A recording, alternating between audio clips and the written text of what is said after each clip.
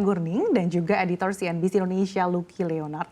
Lucky dan juga Dina, kita lanjutkan lagi ngobrol-ngobrolnya. Tadi sebelum jeda kita sudah sempat berbicara sedikit terkait bagaimana gambaran perekonomian Rusia. Nah, kalau Ukraina saat ini kondisi seperti apa? Apakah memang berkebalikan dengan Rusia gitu? Karena kalau misalkan kita lihat Ukraina saat ini justru kondisinya bisa dikatakan terhimpit begitu dengan berbagai kondisi perekonomian. Padahal kalau kita lihat gitu di satu sisi, kalau Rusia itu andalannya komoditas energi, tapi Ukraina kan juga kan dari sisi gandum dia juga menjadi hal yang unggulan gitu.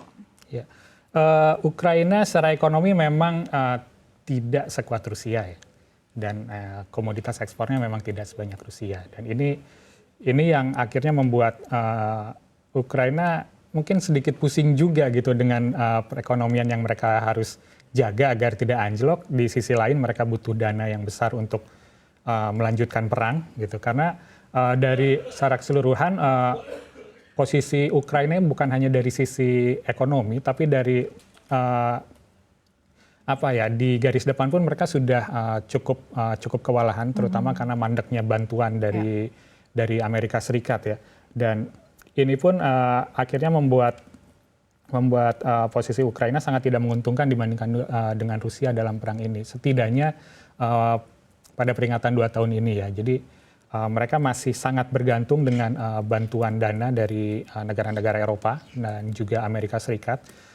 Seperti kita tahu, usulan dana tambahan bantuan senilai 60 miliar dolar dari Amerika Serikat masih macet di parlemen ya, belum bisa disalurkan.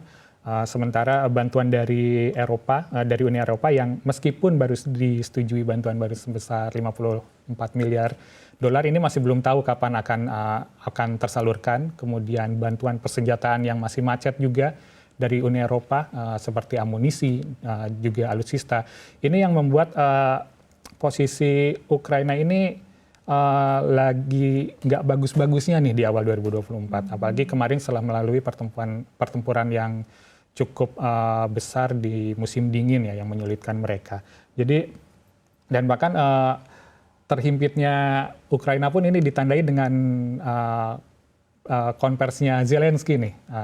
Semalam dia bilang bahwa akhirnya dia membuka jumlah korban tentara Ukraina yang mencapai 31.000 jiwa katanya.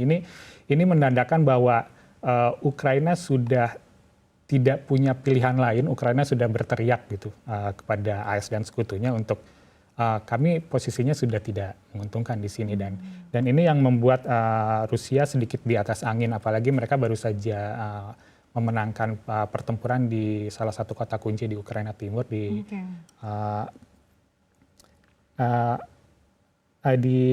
Avdiivka di Ukraina Timur. Jadi ini memang saat ini kalau kita bicara posisi Rusia memang sedikit unggul dari Ukraina.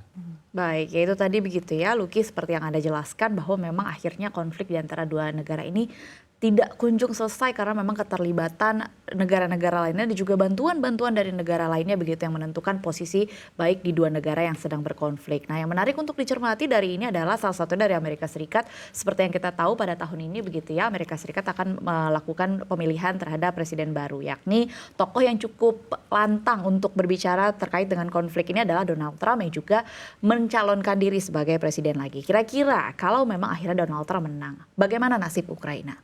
Ya, ini menarik nih mencermati sosok Donald Trump ya. Pertama, Donald Trump sosok yang tidak terduga dalam kebijakan geopolitiknya. Kita tahu sebelumnya tiba-tiba ada perang dagang dengan Cina, tiba-tiba dia mengunjungi Korea Utara. Jadi memang dia agak sulit ditebak. Walaupun Trump itu menjanjikan bahwa ketika dia jadi presiden dalam 24 jam, dia akan menghentikan perang di Rusia dan Ukraina gitu. Walaupun ini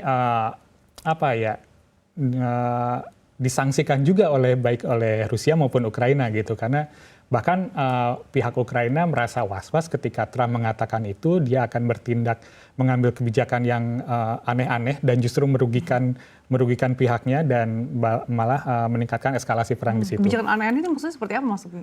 Mengambil kebijakan sendiri apa ya? Apakah ini justru pada akhirnya menguntungkan Rusia gitu maksudnya? Betul sekali. Bisa jadi Trump memaksakan bahwa Ukraina misalkan harus menyerahkan wilayah yang sudah dicaplok Rusia sebelumnya, atau justru secara ekstrim menarik bantuan secara langsung ke Ukraina. Dan ini pun yang dikhawatirkan oleh Zelensky karena Trump ini cukup tanda kutip pelit ya dalam kebijakannya. Ketika sebelumnya saat ini Biden begitu jor-joran memberikan bantuan kepada Ukraina, yang Trump ini dia mengusulkan agar bantuan itu diberikan sebagai pinjaman, dan ini akan memberatkan Ukraina di situ.